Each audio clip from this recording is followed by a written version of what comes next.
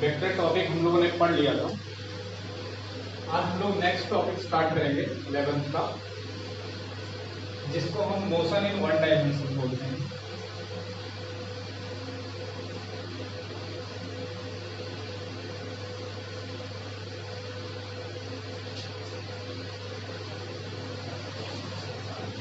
या rectilinear motion कहते हैं।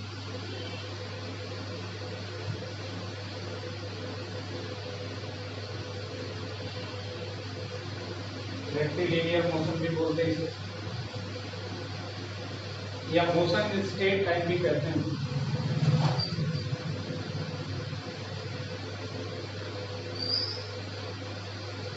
मोशन इन स्ट्रेट लाइन, ये सारी चीजें जो मोशन है, इसको हम लोग जिस ब्रांच के अंदर पढ़ते हैं उसे काइनेमेटिक्स कहते हैं।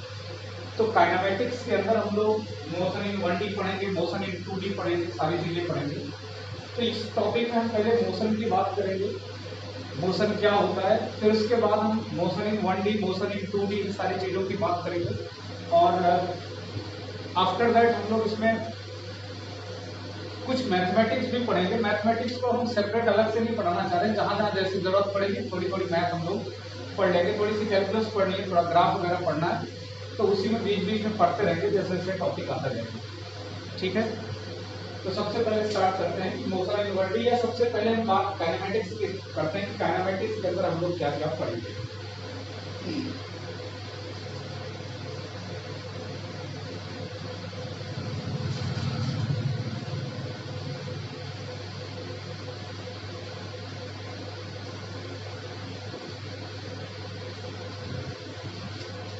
तो मोशन के अंदर हम क्या पढ़ते हैं, अगर हम ओवरऑल मैकेनिक्स की बात करें तो फिजिक्स में जो ये मैकेनिक्स है, यहाँ से ये मैकेनिक्स वाला पार्ट स्टार्ट होगा, तो ये दो पार्ट में डिवाइड है। एक तो हम काइनेमेटिक्स पढ़ते हैं और दूसरे पार्ट को हम डायनामिक्स कहते हैं।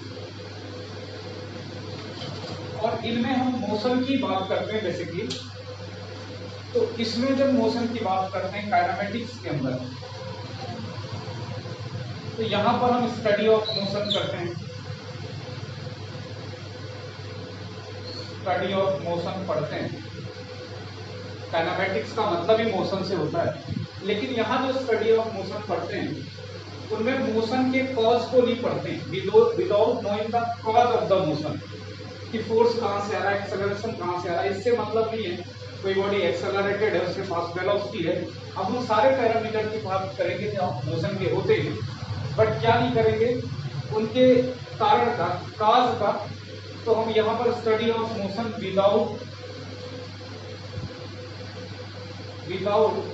cause of motion, without knowing the cause of motion,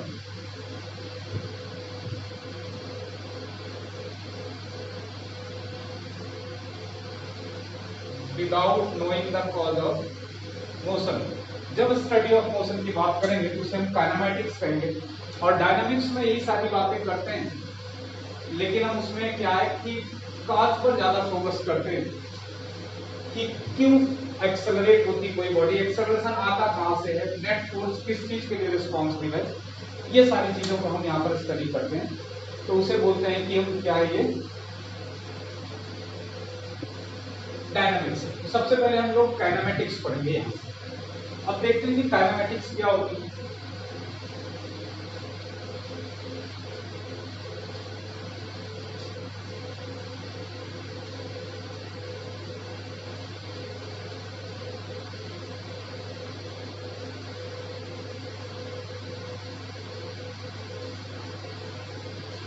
kinematics के अंदर दो चीजें पढ़ेंगे,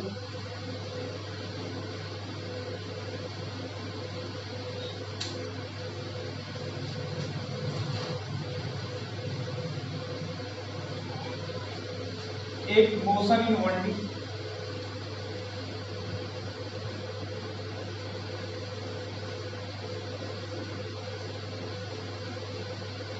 दूसरा मोशन इन 2D या motion in plane.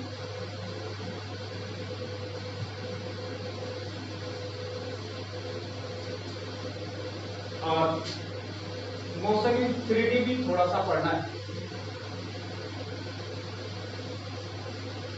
3 dimensional motion, तो इसमें तो हमको मोशन अंडर ग्रेविटी ही पढ़ना है केवल।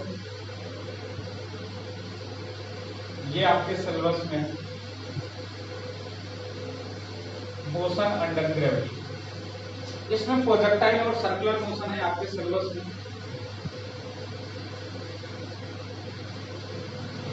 Projectile and circular motion. यहां पर थोड़ा सा रिलेटिव मोशन आपको पढ़ना है।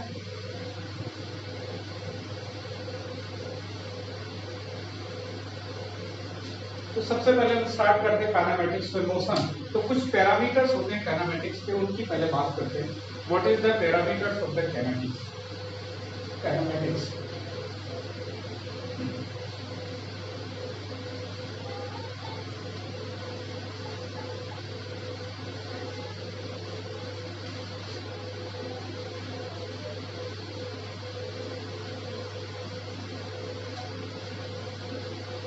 Parameters of the kinematics.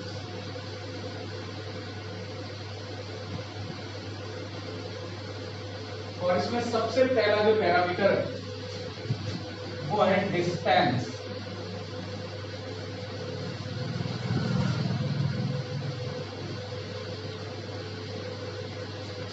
और डिस्टेंस जानने से पहले अगर हम मोशन की बात करें तो थोड़ा सा मोशन के बारे में ये समझ लेते हैं कि मोशन कहते किसको है। मोशन का मतलब ये होता है अगर हम एब्सोल्युटली किसी चीज को मोशन कहें तो एब्सोल्युटली ना तो कोई बॉडी मोशन में है और ना ही एब्सोल्युटली कोई चीज हम रेस्ट में ही बोल सकते हैं। दोनों चीजें हम एब्सोल्यूट तरीके से बात नहीं कर सकते हैं, क्योंकि एब्सोल्युटली कोई बॉडी ना तो मोशन में है ना ही एब्सोल्युटली कोई बॉडी रेस्ट में है। किसी ना किसी चीज के रेस्पेक्ट में ही हम बात करते हैं। जैसे क्या है कि अगर हम देखते हैं कि कोई चीज मूव कर रही है तो हम अपने रेस्पेक्ट में उस चीज को देखते हैं कि वो मूव कर रही है। अगर हम उस रेफरेंस पॉइंट को ना ले तो हम ये नहीं बता सकते हैं कि कंप्लीटली कोई चीज मूव कर रही है, कंप्लीटली कोई चीज रेस्ट में है। जैसे हम अर्थ पे हैं कुछ, तो अर्थ को हम ऐसा मानते हैं कि अर्थ क्या है, कंप्लीटली रेस्ट में है। तब हम दूसरी बॉडी को अपने रेस्पेक्ट में ये बोलते हैं कि ये इस तरीके से मोशन कर रही है। लेकिन ऐसा नहीं है कि अर्थ रेस्ट में है।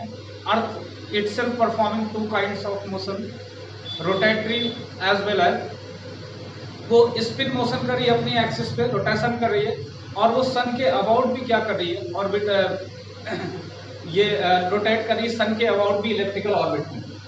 तो ये दो तरीके के खुद मोशन परफॉर्म कर रही है। तो इसके रेस्पेक्ट में अगर इस पर कोई बॉडी मोशन कर रही है तो हम एब्सोल्युटली मोशन को डिफाइन नहीं कर सकते या एब्सोल्युटली नहीं बता सकते कि कोई बॉडी मोशन में है या एब्सोल्युटली ये रेस्ट में ही है। अगर हम कहें कि हम एब्सोल्युटली अभी रेस्ट में हैं या सिटिंग में हो, आप बोलो कि हम रेस्ट में हैं, तो ऐसा नहीं कि आप एब्सोल्युटली रेस्ट में हैं। आप रेस्ट में हैं लेकिन आप जिस प्लैनेट में हैं वो प्लैनेट अपनी एक्सिस पे रोटेट कर रहा है और वो प्लैनेट ही सन के अबाउट रोटेट कर रहा है। तो हम कैसे कह सकते हैं कि आप एब्सोल्युटली रेस्ट में या मोशन में है। तो मोशन जो होता है वो किसी ना किसी चीज के रेफरेंस में हम यहाँ पर पढ़ते हैं कि with respect to the other body, any body move with respect to the other body. तो मोशन का मतलब ये कि वो अपनी पोजीशन चेंज करे किसी चीज के रेस्पेक्ट में, तो उसे हम मोशन कहेंगे। और स्पेसिफिकली हम रिलेटिव मोशन की बात करते हैं। और जब एब्सोल्यूट मोशन किसी चीज को कहते हैं तो एक बॉडी को हम रेफरेंस पॉइंट मानेंगे और उसे रेस्ट में मानेंगे। ये तो थोड़ा सा मोशन और रेस्ट की बात हुई। अब हम डिस्टेंस की बात इसमें करते हैं कि डिस्टेंस क्या होता है। अगर कोई भी बॉडी एक प्लेस से दूसरे प्लेस पे जाती है तो एक प्लेस से दूसरे प्लेस पे जाएगी तो उसका जो एक प्लेस से दूसरे प्लेस पे जाना है तो वो किसी ना किसी पाथ को फॉलो करते हुए जाएगी, और जिस पाथ को फॉलो करते हुए जाएगी उस पाथ की अगर हम टोटल लेंथ को मेजर कर लें तो that length is called the distance. That distance is the total length of path covered by any body which perform the motion, उसे बोलेंगे कि डिस्टेंस। तो डिस्टेंस क्या होता है, it is the total length of path, total length of path, इसे हम बोलते हैं कि ये डिस्टेंस है। जैसे कोई बॉडी है, ये ए से चलना स्टार्ट करती है और फिर ये बी पे आती है और B से चलने के बाद फिर ये C पे आती है और ये 10 मीटर की डिस्टेंस है सपोज दैट, और ये भी 10 मीटर की डिस्टेंस है लाइक दिस। तो अगर हम आपसे पूछें कि ये बॉडी यहाँ पर आई और फिर वापस ये यहाँ पर आ गई, A से B, B से C और C से D, ये तो अगर कोई बॉडी A से B, C और D पर आती है via B, C and like this, तो इस पाथ को फॉलो करते हुए and it is again 10 metre. तो ऐसे में अगर आपसे पूछा जाए कि what is distance perform by the body, तो distance is the total length of path. तो यहाँ पर जो डिस्टेंस आएगा इट विल बी 10 प्लस 10, या आप ऐसा बोल सकते हो कि पहले AB लेंथ को लेंगे, प्लस में BC लेंथ को लेंगे, प्लस में CD लेंथ को लेंगे और टोटल सम करेंगे, इट इज द डिस्टेंस। तो डिस्टेंस जो भी है टोटल लेंथ ऑफ पाथ होगा, मतलब 10 प्लस 10 प्लस 10, और ये हो जाएगा आपका 30 मीटर। ये डिस्टेंस है कवर्ड बाय द पाथ। तो डिस्टेंस एक तरीके की स्केलर क्वांटिटी है। ये कैसी क्वांटिटी है? स्केलर है।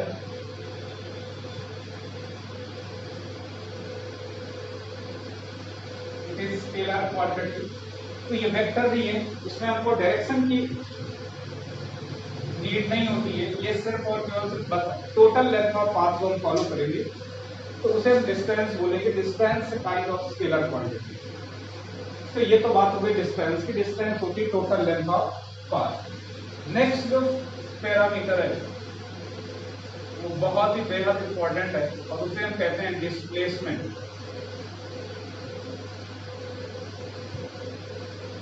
डिस्प्लेसमेंट इसे x से रिप्रेजेंट कर दे रहे हैं और ये एक तरीके की वेक्टर क्वांटिटी है। और वेक्टर हमने पढ़ाया आपको इससे पहले, काफी कुछ डिटेल में वेक्टर में बात करी है। तो ये एक स्केलर क्वांटिटी है जिसे हम वेक्टर क्वांटिटी कहते हैं, सॉरी वेक्टर क्वांटिटी है डिस्प्लेसमेंट, जबकि डिस्टेंस एक स्केलर क्वांटिटी थी। तो यहाँ पर वेक्टर की बात करेंगे, क्या होता है वेक्टर। ऊपर वाला डिस्टेंस नोट कर लीजिए।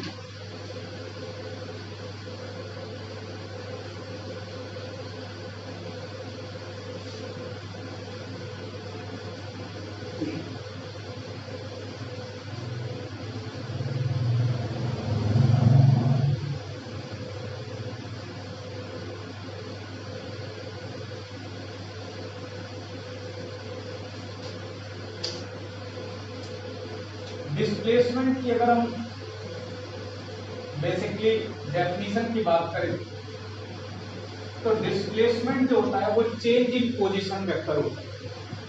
Displacement is change in position vector.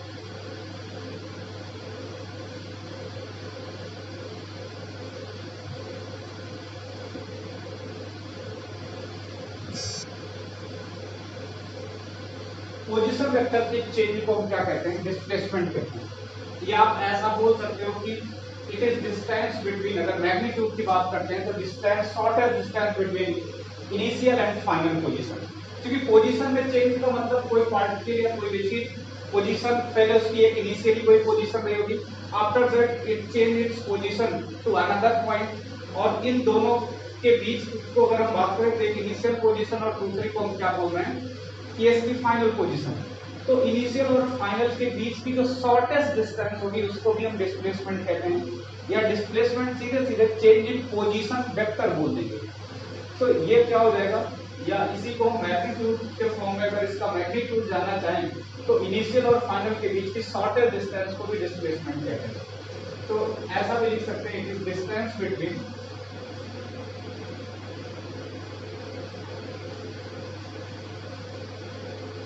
या शॉर्टेस्ट डिस्टेंस बिटवीन, ये ज्यादा सुटेबल है,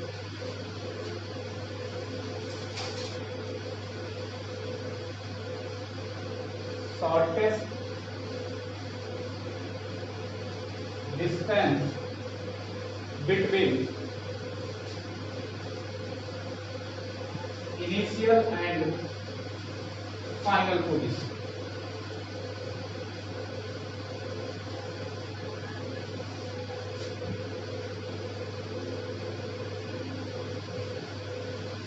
इनिशियल और फाइनल पोजीशन के बीच की सबसे छोटी डिस्टेंस को भी हम क्या कहेंगे, डिस्प्लेसमेंट या मैग्नीट्यूड ऑफ डिस्प्लेसमेंट।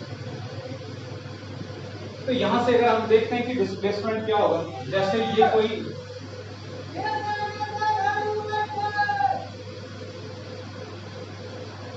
पॉइंट है,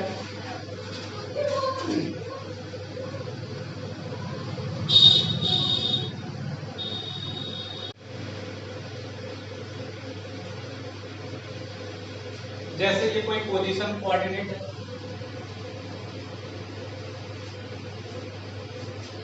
ये 0,0,0 है, ये y एक्सिस है, ये x एक्सिस है, और यहां पर मैं ऐसे z बना देती हूँ, ये कोई z एक्सिस है, इधर इसका माइनस ऑफ z है, इधर माइनस y है, और इधर माइनस ऑफ x। तो पोजीशन चेंज वेक्टर मैंने बताया था, एक बार मैं फिर से बता दे रहा हूँ। जैसे ये कोई पोजीशन है P और ये कोई दूसरी पोजीशन है, सपोज दैट ये Q है, या इसको हम यहाँ दिखा देते हैं कि ये P है और ये पोजीशन Q है। तो इसको मिलाने वाले वेक्टर को हम पोजीशन वेक्टर कहते हैं। ये दो पोजीशन वेक्टर हैं और चेंज इन पोजीशन वेक्टर को ये डिस्प्लेसमेंट कह देंगे। तो चेंज इन पोजीशन वेक्टर यहाँ से कौन सा होगा, ये, और जिसकी तरफ डायरेक्शन है इसका मतलब इसमें से इसको घटाया गया है। हमने कहा था हेड टू हेड वेक्टर का मिलाओ। अब यहाँ से आपको वेक्टर की चीजें ध्यान में आनी चाहिए। तो जो OQ वेक्टर है ये, और माइनस में जो OP वेक्टर है, यही यहाँ पर ये क्या होगा, PQ वेक्टर होगा, और यही PQ क्या है, चेंज इन पोजीशन वेक्टर है। तो यही क्या हो जाएगा, डिस्प्लेसमेंट हो जाएगा। मतलब पोजीशन यहाँ से यहाँ हुई P से Q, तो पोजीशन में चेंज Q P से Q हुई, और इस वेक्टर को हमने ऐसे रखा तो इसे PQ वेक्टर कहेंगे। तो ये PQ वेक्टर होगा, और इसी को हम क्या बोलेंगे कि यही डिस्प्लेसमेंट है PQ वेक्टर।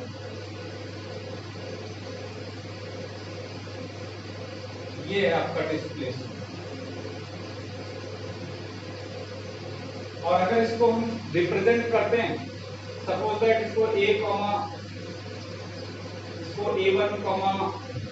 B1, C1 से रिप्रेजेंट कर दिया, इसको A2, B2, C2 से रिप्रेजेंट कर दिया, तो चेंज इन पोजीशन वेक्टर जो आ जाएगा वो क्या होगा, चेंज इन पोजीशन वेक्टर। हमने कहा था कि पोजीशन वेक्टर को चेंज करने के लिए final coefficient minus initial coefficient I cap के साथ, ऐसे y का j कैप के साथ, और k का z एक्सिस का k कैप के साथ कर सकते हैं। तो जो PQ वेक्टर आएगा या जो डिस्प्लेसमेंट आएगा, it will be A2 minus A1 I cap plus B2 minus B1 j cap plus C2 minus C1 k cap.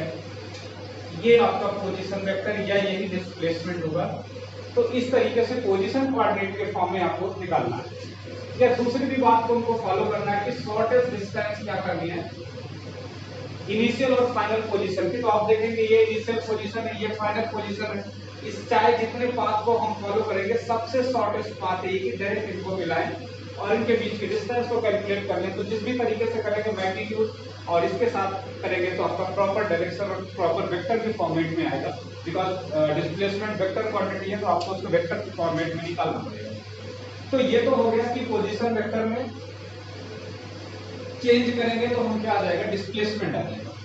अब जैसे हम कुछ डिस्प्लेसमेंट को कैलकुलेट करते हैं कुछ चीजों में, तो आपको समझ में आएगा धीरे धीरे।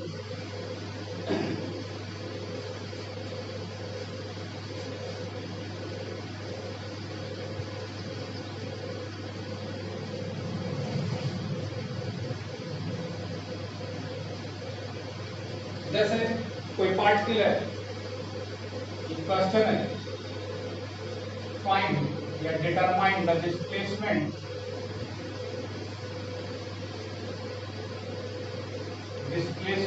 And distance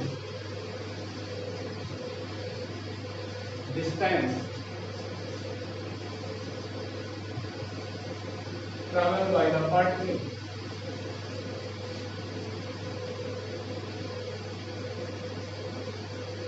particle as follows. Travel by the following particle.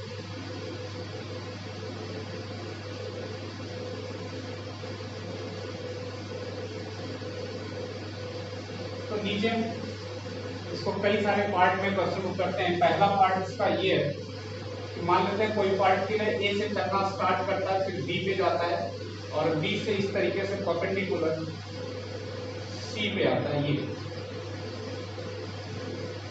ए से, और यहाँ सी पर आता है इस तरीके से। ये डिस्टेंस यहाँ से ए है और ये डिस्टेंस जो है वो भी ए है, ये। तो आपसे इसमें पूछता है कि क्या होगा डिस्टेंस और क्या होगा डिस्प्लेसमेंट। तो सबसे पहले अगर हम डिस्टेंस की बात करते हैं तो सबसे आसान सी चीज है, डिस्टेंस होगी टोटल लेंथ ऑफ पाथ। तो टोटल लेंथ ऑफ पाथ का मतलब जिस रास्ते को फॉलो करते हुए जा रहे हैं, तो ए से बी गए और बी से सी आए, तो ये हो जाएगा आपका ए बी प्लस में बी सी। तो मतलब ए मीटर प्लस ए मीटर, ये हो जाएगा 2 टाइम्स ए मीटर। तो ये तो डिस्टेंस हो गया। लेकिन अगर हम डिस्प्लेसमेंट की बात करते हैं तो डिस्प्लेसमेंट क्या होगा, ये होगा इनिशियल और फाइनल पोजीशन के बीच की शॉर्टेस्ट डिस्टेंस। तो ये इनिशियल पोजीशन और फाइनल पोजीशन सी है, तो इनको मिलाने वाली ऐसी लाइन क्या करें जो डायरेक्ट क्या करें शॉर्टेस्ट सबसे छोटी लाइन हो। तो आप देखेंगे डायरेक्ट मिलाएंगे तो ये आएगा, तो ये जो ए सी डायरेक्ट आ रहा है ये डिस्प्लेसमेंट होगा। और इसको कैलकुलेट करने का तरीका ये है कि ये एक राइट एंगल ट्रायंगल को फॉर्मेशन कर रहा है, ये 90 डिग्री है, तो ये राइट एंगल ट्रायंगल और ये साइड ए और ए है, तो ये साइड क्या हो जाएगी स्क्वायर रूट जिसका स्क्वायर प्लस जिसका स्क्वायर। इसका मतलब अगर इसके लेंथ को हम जानना चाहें तो यहाँ से डिस्प्लेसमेंट का जो मैग्नीट्यूड होगा, डिस्प्लेसमेंट या इसी को हम x से रिप्रेजेंट करते हैं, तो इस x का जो मॉड होगा वो हो जाएगा स्क्वायर रूट ए स्क्वायर प्लस ए स्क्वायर या स्क्वायर रूट 2 ए मीटर। मैग्नीट्यूड को तो हम ऐसे लिख सकते हैं, लेकिन अगर इसको प्रॉपर डायरेक्शन के साथ हमको वेक्टर के फॉर्मेट में लिखना है तो हम ये देखेंगे कि इसको ऑर्डिनरी मान लेते हैं और ये दोनों लाइन प्लेन में है।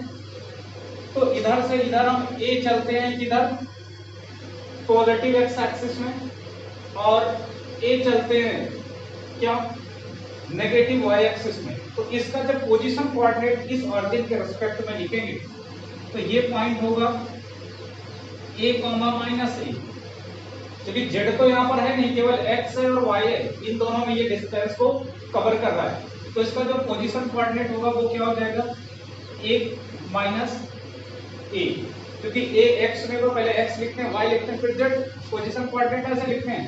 तो यहाँ 0, 0 का मतलब यहाँ ये क्या है, इसको हमने ऑरिजिन मान लिया, तो ऑरिजिन से x इधर चले और y इधर चले, तो ये चीज आई है, तो इसमें माइनस ऑफ y चले।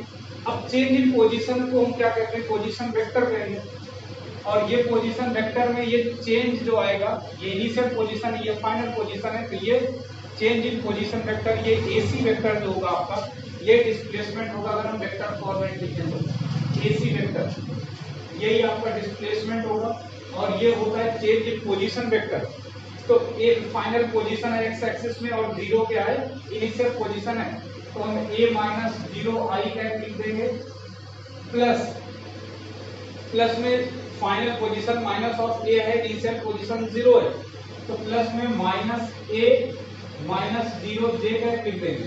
तो आप देखेंगे यहाँ से क्या आएगा, ये a आई कैप हो जाएगा और माइनस a j कैप हो जाएगा, ये इसका वेक्टर फॉर्म होगा। और ये ऐसे आपको लिखना है, या अगर ऐसा भी कभी कभी ये डिस्प्लेसमेंट लिखा रहेगा कि x vector is equal to a को कॉमन ले लिया तो i minus j cap like this. अगर इसको हमको मैग्नीट्यूड के फॉर्म में लिखना है कि मैग्नीट्यूड जैसे यहाँ आया है, तो आप जानते हैं इस वेक्टर का मॉड निकालना है या किसी भी वेक्टर का मैग्नीट्यूड निकालना आप जानते हैं, तो x का मॉड निकालेंगे तो क्या होगा x का mod square root x i का कोएफिशिएंट प्लस z का y का कोएफिशिएंट प्लस j का कोएफिशिएंट ऐसे करके, या i के कोएफिशिएंट का स्क्वायर प्लस j के कोएफिशिएंट का स्क्वायर प्लस k के कोएफिशिएंट स्क्वायर का स्क्वायर रूट।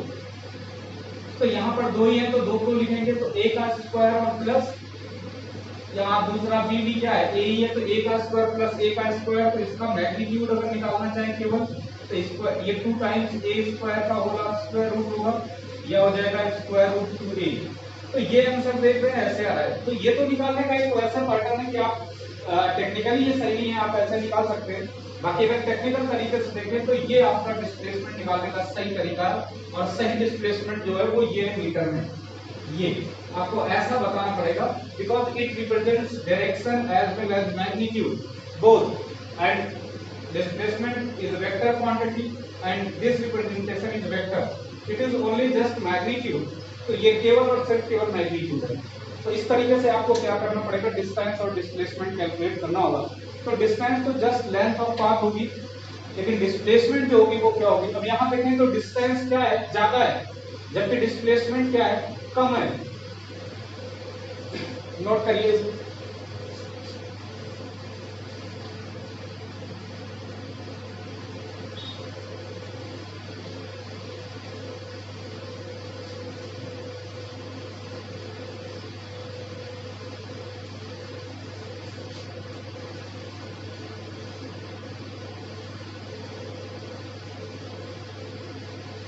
बिल्कुल इसी तरीके से हम ये कह सकते हैं कि कोई पार्टिकल यहां से चले, यहां आए और फिर यहां आए, ये ए है, ये बी है, ये सी है, और फिर से रिटर्न करे, सी से बी आए और फिर वापस ए आ जाए। तो यहाँ पर डिस्टेंस और डिस्प्लेसमेंट कैलकुलेट करना है। क्वेश्चन एक बार फिर से सुन लो। हमने कहा पार्टिकल ए से बी चलता है, बी से सी जाता है और फिर सी से बी आता है, आफ्टर दैट ए आ जाता है। देन आपको बताना है कि इसकी डिस्टेंस क्या होगी, ये कैलकुलेट करना है, एंड डिस्प्लेसमेंट क्या होगा ये कैलकुलेट करना है। तो अगर डिस्टेंस की बात करते हैं तो ए से बी को अगर हमने फिर से वही ए मीटर कह दिया और बी से सी को अगेन ए मीटर कह दिया ये, तो अगर आप देखेंगे यहां से डिस्टेंस, तो डिस्टेंस क्या हो जाएगी, डिस्टेंस इस टोटल लेंथ ऑफ पाथ। तो ये ए से बी और बी से सी, फिर सी से बी और फिर बी से ए, तो ये टोटल रास्ते की लंबाई को हमको मेजर करके लिख देना। मतलब ए बी हो जाएगी, प्लस में बी सी लेंथ हो जाएगी, प्लस में फिर से सी बी लेंथ हो जाएगी और फिर से बी ए लेंथ हो जाएगी ये, और इन टोटल लेंथ का क्या कर देंगे हम, सम कर देंगे। तो ये आ जाएगा डिस्टेंस, मतलब ये हो जाएगा ए मीटर, फिर प्लस में ये इतना अगेन ए मीटर, फिर यहां से प्लस में ए मीटर और फिर प्लस में ए मीटर। तो ये 4 टाइम्स ए मीटर हो जाएगा, तो 4 ए मीटर हो जाएगा ऐसे। तो ये तो डिस्टेंस हो। अगर यहीं पर हम डिस्प्लेसमेंट की बात करते हैं तो what is the displacement, displacement will be 0, क्योंकि इनिशियल पोजीशन भी यही है और फाइनल पोजीशन भी यही है। तो चेंज इन पोजीशन हुई नहीं, तो चेंज इन पोजीशन वेक्टर जो होगा वो नल वेक्टर होगा, मतलब मैग्नीट्यूड 0 होगा, डायरेक्शन अनसर्टेन होगी। तो ये डिस्प्लेसमेंट क्या हो जाएगा, 0 आ जाएगा। तो ये आपको ध्यान रखना है कि डिस्प्लेसमेंट क्या होगा, ये वेक्टर क्वांटिटी है। तो वेक्टर में पॉजिटिव भी चीजें होती हैं, नेगेटिव भी होती हैं। क्यों, नेगेटिव उनकी डायरेक्शन को बताता है कि पॉजिटिव डायरेक्शन में चल रहा है कि नेगेटिव डायरेक्शन में चल रहा है, और ये 0 भी हो सकता है। जबकि डिस्टेंस की बात करेंगे तो डिस्टेंस या तो पॉजिटिव होगी या तो 0 होगी, मैग्नीट्यूड कभी नेगेटिव होता नहीं है, और डिस्टेंस काइंड ऑफ मैग्नीट्यूड, तो या तो डिस्टेंस कवर करेगा या तो नहीं करेगा।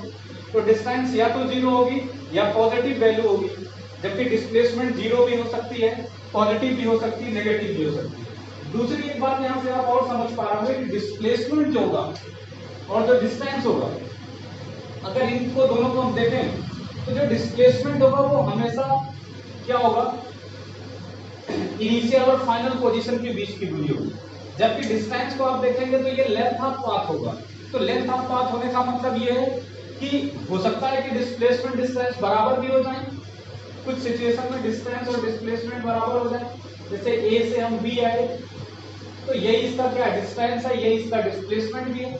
लेकिन अगर ए से बी आए और बी से फिर यहाँ सी आ गए, तो ए से बी आए और बी से फिर यहाँ पर वापस सी आ गए, तो आपने देखा कि डिस्प्लेसमेंट इनिशियल फाइनल के बीच की दूरी हो गई, ये कम हो गई, जबकि डिस्टेंस यहाँ से ये लेंथ और प्लस ये लेंथ, तो ज्यादातर डिस्टेंस या तो ज्यादा होगी डिस्प्लेसमेंट से, या बहुत होगी तो डिस्प्लेसमेंट के बराबर हो जाएगी।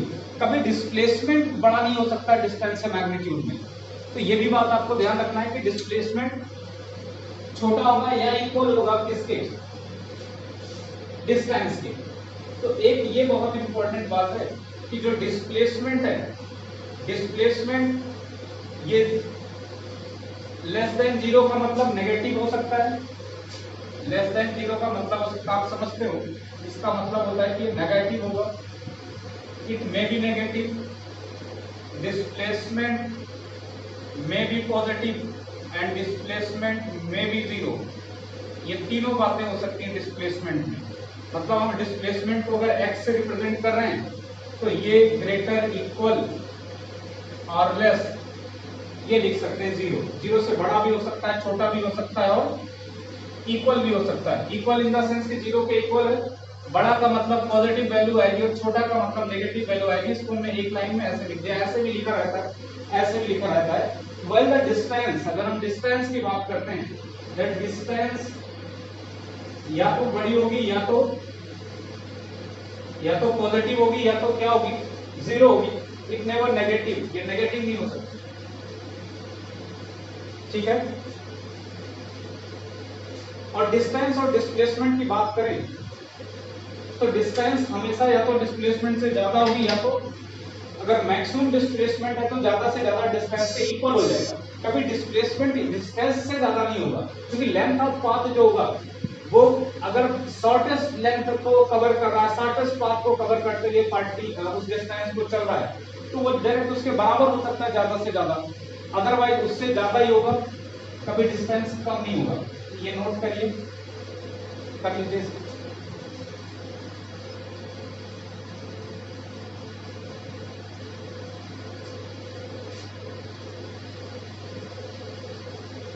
देखिए डिस्टेंस और डिस्प्लेसमेंट के कॉन्सेप्ट बहुत अच्छे से क्लियर होंगे, तभी आगे स्पीड वेलोसिटी में कॉन्सेप्ट क्लियर होंगे, फिर आगे की चीजें आएंगी, एक्सेलरेशन आएंगी, और फिर आप काइनेमेटिक्स या मोशन इन 1D अच्छे से कर पाओगे। अदरवाइज में काफी दिक्कत होगी और याद आप कर नहीं सकते फिजिक्स लाइन तरफ से। तो मैंने कहा कि जो डिस्टेंस है ये या तो बड़ी होगी डिस्प्लेसमेंट से, या ज्यादा से मतलब कम होगी तो कम से कम इक्वल हो सकती है। तो डिस्टेंस इज ग्रेटर और इक्वल टू डिस्प्लेसमेंट।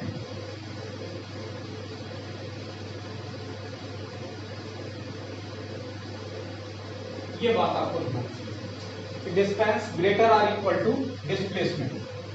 ये इस तरीके से एग्जाम में ये ऑब्जेक्टिव क्वेश्चन में पूछा गया है इंजीनियरिंग और मेडिकल के एग्जाम में।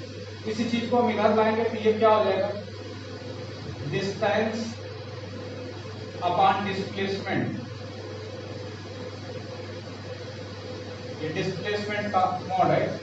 इन दोनों का रेशियो क्या होगा, ग्रेटर और इक्वल टू 1 होगा, या तो ये 1 के बराबर होगा या तो 1 से ज्यादा होगा। जाहिर सी बात है ये अगर इससे ज्यादा होगा तो या तो ये 1 से ज्यादा होगा, अगर ये इसके बराबर हो गया तो सीधे सीधे 1 हो जाएगा। ये तो बेसिक सी बात है।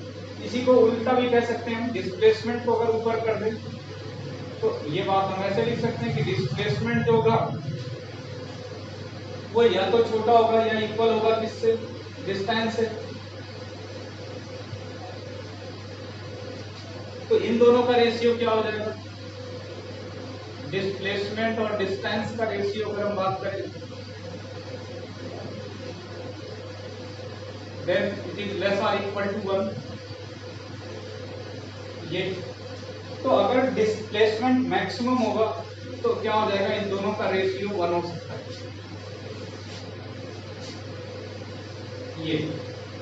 ये आपको ध्यान रखना है।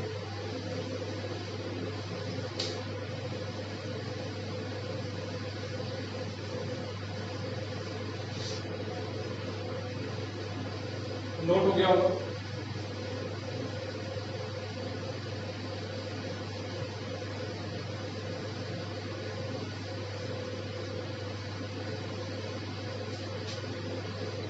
जैसे ये कोई पार्टिकल है और ये सर्कुलर मोशन कर रहा है, परफॉर्म द सर्कुलर मोशन। तो सर्कुलर मोशन में मान लेते हैं ये पार्टिकल ए से मोशन करना स्टार्ट करता है और मोशन करते हुए वापस फिर से ए पे आ जाता है ये। और इस सर्कल की अगर रेडियस कैपिटल आर है ये, तो what is the distance and displacement. Question क्या है कि अगर पार्टिकल ए से चलना स्टार्ट करता है वापस ए पर आ जाता है by the following paths like A B C D और फिर ए, मतलब ये A B C D follow करता हुआ वापस ए पर आ जाता है। ऐसे इस पाथ को फॉलो कर रहा है जैसा इसमें बनाया गया है। और आपसे क्वेश्चन पूछा जा रहा है कि डिस्टेंस बताइए, व्हाट इज डिस्टेंस, पहली चीज, and second thing what is displacement. तो यहाँ डिस्टेंस क्या होगी और डिस्प्लेसमेंट क्या होगी। तो डिस्टेंस की अगर हम बात करते हैं तो डिस्टेंस क्या हो जाएगी, टोटल लेंथ ऑफ पाथ। और टोटल लेंथ ऑफ पाथ का मतलब यहां से चलेगा ये पूरी लेंथ, ये नापते हुए आपको क्या करना है, पूरा मेजर करके ये, तो ये पूरा कंप्लीट सर्कल है, तो इस पेरीमीटर की लेंथ भी क्या हो जाएगी, डिस्टेंस हो जाएगी। और अगर किसी सर्कल की रेडियस आर है तो उसके पूरे पेरीमीटर को आप ज्योमेट्री से जानते हो 2 पाई आर होता है, या वैसे भी मैंने आर की लंबाई के लिए, लेंथ ऑफ आर के लिए फॉर्मूला बताया है कि एंगल इन रेडियन इनटू में रेडियस। तो रेडियन में एंगल इसमें टोटल 2 पाई का बनता है और रेडियस इसकी आर है तो 2 पाई आर हो जाएगा। तो ये पूरी की पूरी जो लेंथ होगी वो 2 पाई आर हो जाएगी। ये तो इसकी डिस्टेंस होगी। अब बात आती है डिस्प्लेसमेंट की, इसका डिस्प्लेसमेंट कितना होगा। तो डिस्प्लेसमेंट की अगर बात करते हैं तो डिस्प्लेसमेंट देखिए, ये ए पोजीशन से चलना स्टार्ट किया और कहीं से भी किसी भी पाथ को फॉलो करता हुआ है, लेकिन ये वापस ए पोजीशन पे आया, तो इसमें फाइनल और इनिशियल पोजीशन में कोई चेंज नहीं हुआ। जो इनिशियल पोजीशन ए था वही पोजीशन इसकी फाइनल है। इसका मतलब क्या हुआ कि there is no change in the position, और कोई पोजीशन में अगर चेंज नहीं हुआ तो ये कैसा होगा, देन डिस्प्लेसमेंट वुड बी 0। तो इसका डिस्प्लेसमेंट क्या होगा, 0 होगा। तो अगर हम डिस्प्लेसमेंट की बात करते हैं तो डिस्प्लेसमेंट जो होगा इट विल बी 0। तो in case of the circular motion, if particle start circular motion at point A and complete its one revolution and reach again point at A, then its displacement will be 0 because there is no net change in the position. There is no change in the position. While this distance is total length of path, and then length of whole arc covered by this particle is 2 pi into r. Clear? So distance is 2 pi r. While displacement is 0 because there is no change in the position. तो position vector में कोई change नहीं होगा, ये बात आपको समझनी है, नोट करिए।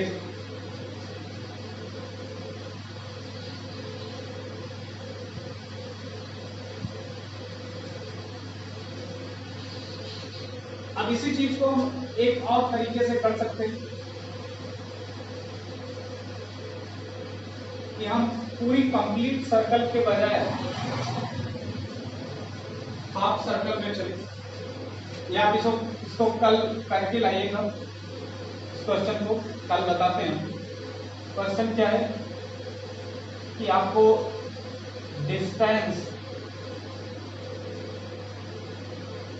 और डिस्प्लेसमेंट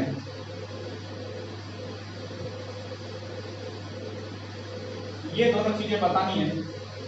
कोई पार्टिकल ये सेमी सर्कुलर पाथ को फॉलो करता हो, ये सर्कल ऐसे, और यहाँ ए से स्टार्ट करता है चलना और इस पाथ को फॉलो करते हुए ये बी पे आ जाता है ऐसे, इस सर्कुलर ट्रैक को फॉलो करते हुए, और इसकी जो रेडियस है वो अगेन कैपिटल आर है, it is the radius of the semi circle.